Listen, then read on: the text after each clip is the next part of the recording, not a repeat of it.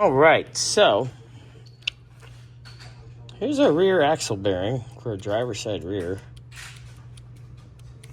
It's a little yucky. Funky. But I got this unhooked, so this will be nice and easy to have hang.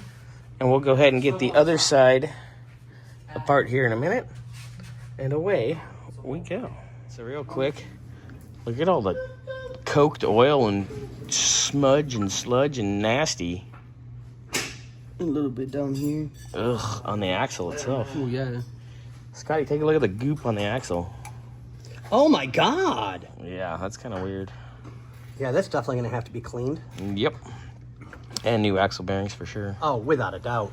So, all right, that's a couple things to add to the list. Is it just me? Hold on. No. Don't move the axle. I'm not. If you look right in here, is it just me? Or is that one hell of a... It's just you. Okay. I always do. I always triple check. You know that. Yes. All right, so I'm going to pull this out. All right, here's the passenger side axle.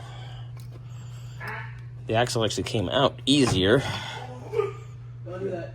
Ugh. Oh, that hurt. That bearing has seen better days too.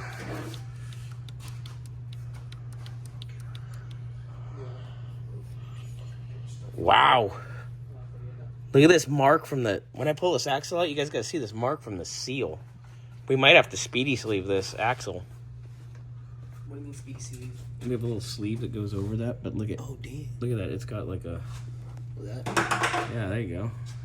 It's hard to see, but... Here I come to ruin the day. Look at that. Ooh, God.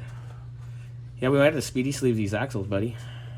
I don't even know what that means. Yeah, you do. You saw me do it on that trans yoke for Buntoff's car. That's right. Yeah, look at that wear spot from the axle seal. Oh, yummy. That's not good.